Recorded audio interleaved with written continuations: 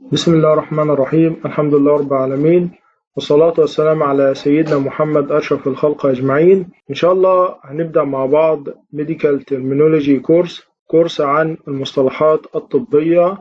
إن شاء الله الكورس ده هيبقى مفيد لكل الطلبة اللي هم في المجال الطبي، سواء طلبة كلية الطب أو طلبة التمريض. إن شاء الله الكورس ده هيبقى مفيد وهتستفيدوا منه إن شاء الله رب العالمين.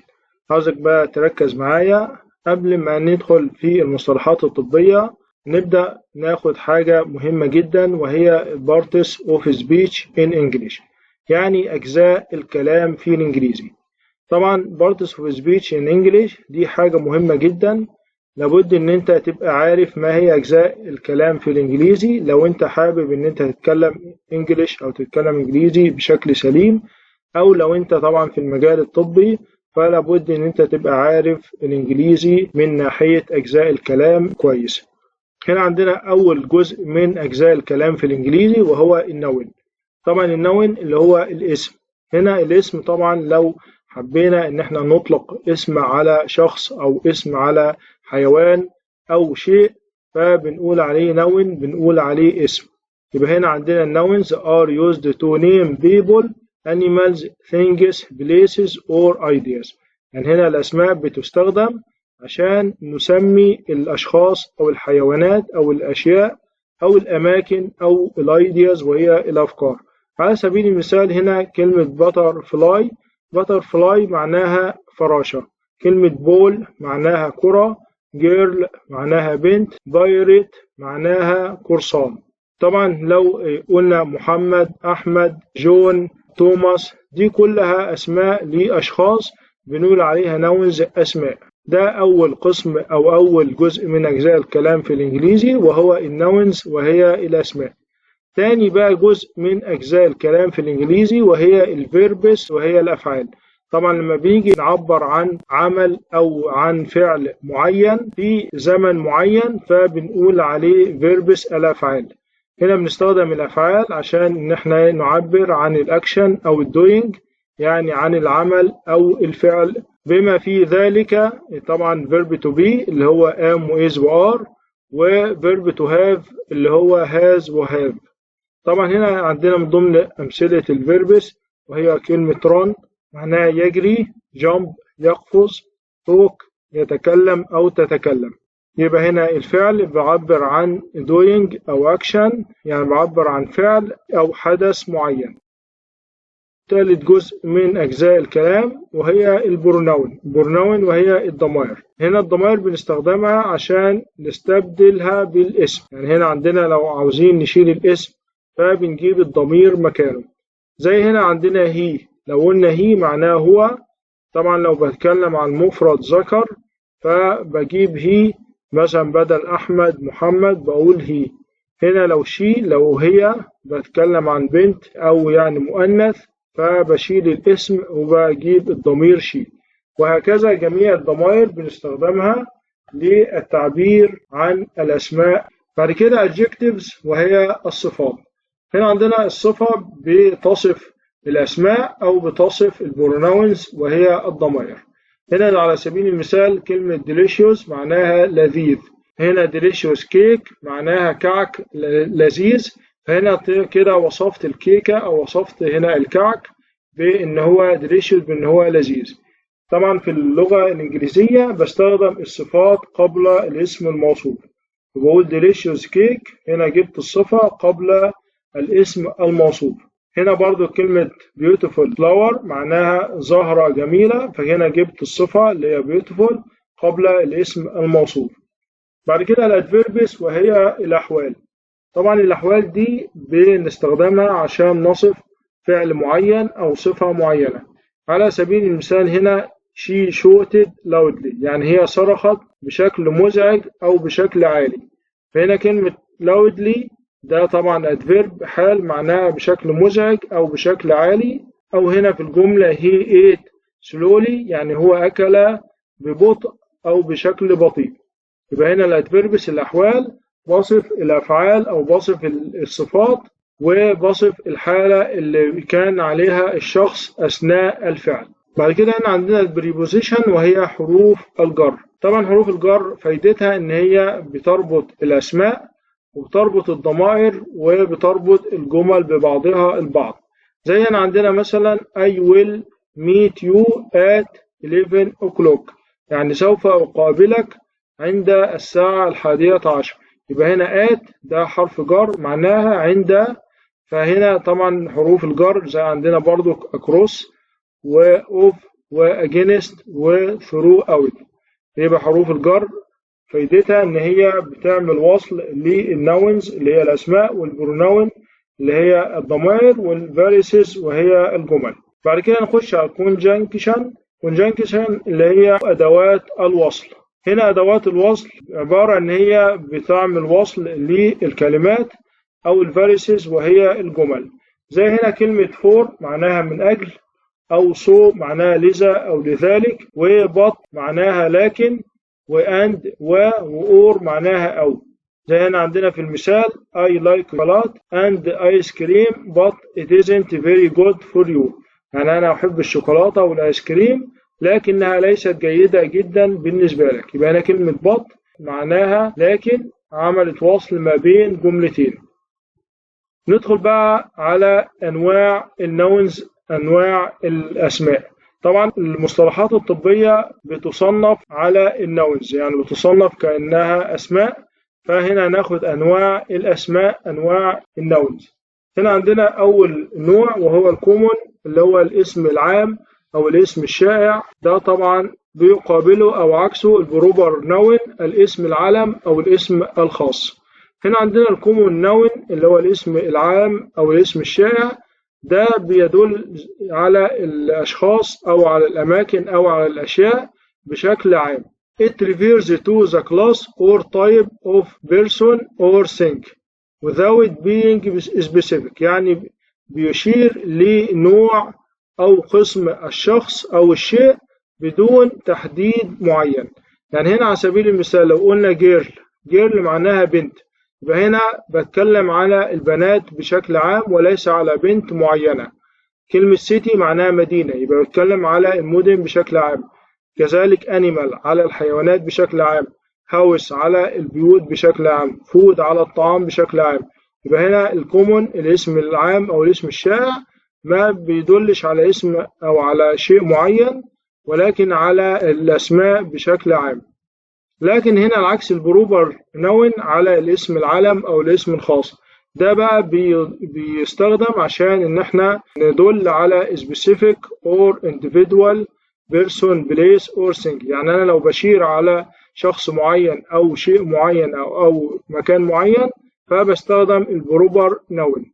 هنا عندنا بقى طبعا لما بنستخدم بروبر نون بنستخدمه في الكابيتال ليتر، يعني بنبدأ أول حاجة بالكابيتال ليتر. زي كلمة جون، هنا كلمة جون ده بيدل على شخص اسمه جون، فهنا حتى جبت أول حرف في الكابيتال، فطبعا عشان خاطر أدل على شخص معين. كلمة لندن طبعا على مدينة لندن، فطبعا ده اسم خاص أو اسم علم. كلمة بلوتو على كوكب بلوتو، وفرنسا على دولة فرنسا. بين الاسم الخاص أو الاسم العلم بيدل على مكان أو شخص أو شيء معين. بعد كده بقى تاني يعني جزء أو تاني قسم من أقسام الأسماء وهي الكاونتابل والأنكاونتابل نونز، الأسماء التي تعد والأسماء التي لا تعد.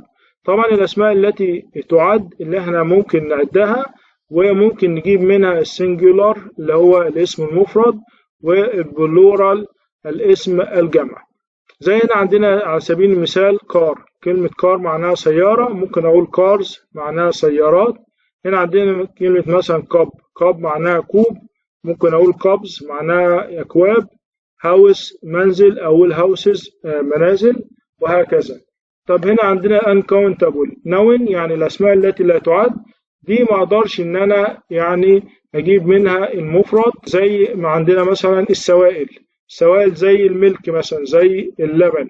هل ممكن إن أنا أقول مثلا 1 لبن أو 2 لبن؟ ما أقدرش أجيب الاسم المفرد من الاسم الذي لا يعد. عندنا هنا برضو الهواء لا يعد. الهابينس اللي هي السعادة، فهنا عندنا دي أسماء لا تعد، فبقول عليها uncountable nouns يعني أسماء لا تعد. بعد كده عندنا بقى الكونكريت والابستراكت.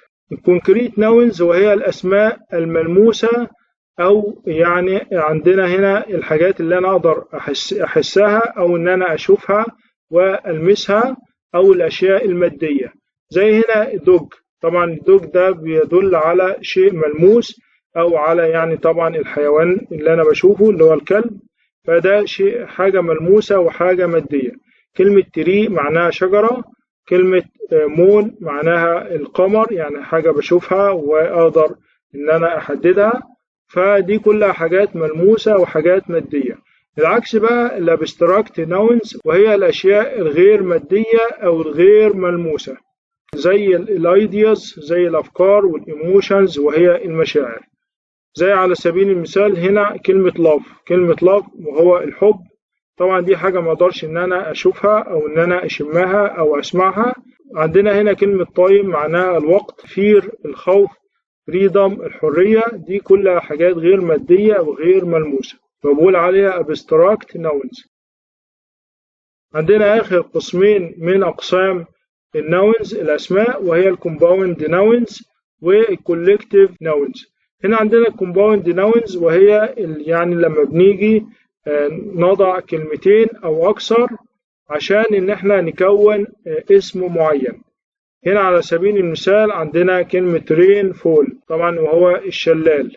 كلمة صن إن لاو معناها الأخ غير الشقيق. كلمة كريدت كارد طبعا اللي هي بتدل على يعني الفيزا أو الحاجة اللي احنا بنسحب بيها الفلوس. فاحنا هنا بنجيب كلمتين وبنربطهم مع بعض عشان ان احنا نكون اسم جديد او نكون معنى جديد. عندنا هنا بقى الكولكتيف ناون، عبارة عن الاسم الجماعي او الاسم الجمع، عبارة عن مجموعة من البيبول من الناس، او الانيمالز اللي هي الحيوانات، او السينجس اللي هي الاشياء. والاسم الكولكتيف ده لو جبناه بنضع بعده اوف وبعدها اسم جمع. على سبيل المثال كلمة بانش، كلمة بانش معناها حزمة، طبعا بتدل على حاجة جمع، فلما بقول بانش اوف فلاورز يعني حزمة من الزهور. فعندنا كلمة تيم، تيم معناها فريق يعني مجموعة من الناس، وهكذا. فهنا عندنا كولكتيف نيم بيدل على مجموعة من الناس أو الحيوانات أو الأشياء. كده خدنا أنواع الناونز، أنواع الأسماء. ندخل بقى على المصطلحات الطبية. زي ما قلنا المصطلحات الطبية بتبقى غالبا بتدل على ناونز، على أسماء. طبعا هنا بيقول لنا أهمية المصطلحات الطبية إن هي أداة أساسية في مجال الرعاية الصحية، حيث تسهم في توضيح وتوحيد لغة التواصل بين المهنيين والمرضى. يعني أنت كشخص شغال في المجال الطبي لابد إن أنت تبقى فاهم المصطلح الطبي عشان تفهم المصطلحات الطبية اللي زمايلك بيقولوها، أو إن أنت تقدر توصل المصطلح الطبي ومعناه للمريض. هنا عشان طبعا نفهم المصطلحات الطبية بشكل فعال، فلابد نعرف الأجزاء بتاع المصطلح الطبي وإزاي إن احنا نقسم المصطلح الطبي ونعمل له تحليل. غالبا ما تتكون المصطلحات الطبية من أجزاء رئيسية، وهي الجذر والبادئة واللاحقة. يعني إيه بقى الكلام ده؟ عندنا أول حاجة وهي الجذر أو الروت بالإنجليزي.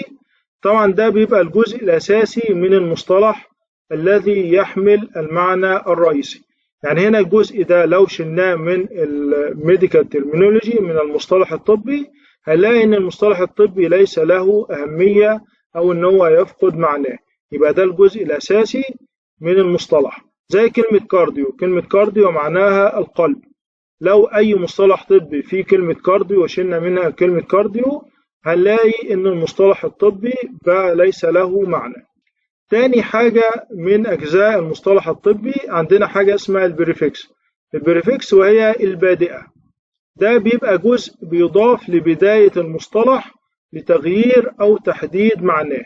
يعني هنا الجزء ده بنحطه قبل المصطلح في البداية عشان نغير أو يعني نعدل في معنى المصطلح الطبي. زي كلمة هيبو، كلمة هيبو معناها منخفض أو قليل. طبعا زي كلمة هايبوتنشن، هايبوتنشن معناها انخفاض ضغط الدم، فكلمة هايبو هنا معناها منخفض أو قليل. بنضع الجزء ده في بداية المصطلح الطبي عشان نغير أو يعني نعدل معناه. ثالث جزء وهو السافكس. السافكس وهو اللاحقة. هنا عندنا السافكس عبارة عن جزء بيضاف لنهاية المصطلح، يعني هو عكس البريفكس. البريفكس قلنا بيضاف لبداية المصطلح، هنا السافكس بيضاف لنهاية المصطلح عشان برضك نحدد نوع أو نصف حالة معينة. زي كلمة أولوجي، كلمة أولوجي معناها دراسة أو علم، هنلاقي إن كلمة أولوجي دي بتيجي دايما في نهاية المصطلحات الطبية. طب على سبيل المثال عندنا هنا كلمة كارديولوجي. كارديولوجي زي ما قلنا هنا الكارديو معناها هارت اللي هو القلب، وده ما قلنا ده اللي هو الروت أو الجزء الرئيسي أو الجذر بتاع المصطلح الطبي. وهنا كلمة أولوجي معناها استادي، معناها علم، يبقى هنا كارديولوجي معناها علم القلب، يعني study of the heart، علم القلب. نفس القصة برضو هنا عندنا كلمة هيماتولوجي. هيماتولوجي معناها علم الدم، كلمة هيماتو معناها بلاد، وده طبعا اللي هو الروت أو الجذر أو الجزء الرئيسي بتاع المصطلح كلمة هيماتو. وهنا كلمة أولوجي معناها study، معناها علم، يبقى هيماتولوجي study of blood، علم الدم. ندخل بقى على المصطلح اللي بعده نيورولوجي، معناها علم العصب، كلمة نيورو معناها نيرف أو العصب، وكلمة أولوجي معناها استادي يعني علم، يبقى هنا نيورولوجي معناها علم أو دراسة الأعصاب. هنا عندنا study of the nervous system يعني علم الأعصاب أو دراسة الجهاز العصبي. آخر بقى مصطلح معانا هنا وهو الجاسترو انتيرولوجي. جاستروانترولوجي معناها علم الجهاز الهضمي أو دراسة المعدة والأمعاء، لأن هنا كلمة جاسترو معناها ستومك، معناها المعدة، وهنا كلمة انتيرو معناها انتستين، معناها الأمعاء. طبعا كلمة أولوجي معناها study يعني علم، يبقى هنا جاستروانترولوجي يعني study of the stomach and intestine يعني علم الجهاز الهضمي أو دراسة المعدة والأمعاء. طبعا المعدة والأمعاء دي من أجزاء الجهاز الهضمي، فهنا نقول علم أو دراسة الجهاز الهضمي. كده نكون خلصنا أول جزء أو أول حلقة من الميديكال ترمينولوجي اللي هي المصطلحات الطبية. إن شاء الله المرة الجاية هنبدأ بالجنرال ميديكال تيرمز اللي هي المصطلحات الطبية العامة، وبعد كده هنبدأ ندخل بقى في أجهزة الجسم، نشوف المصطلحات الطبية بتاع كل جهاز من أجهزة الجسم، سواء الجهاز الدوري اللي هو فيه القلب والأوعية الدموية أو الجهاز الهضمي والجهاز التنفسي وهكذا. شوف وشكم على خير، وما تنسوش اللايك والكومنت الكويس على الفيديو، ويعني تشيروا الفيديو لأصدقائكم عشان يتابعونا. والسلام عليكم ورحمة الله وبركاته.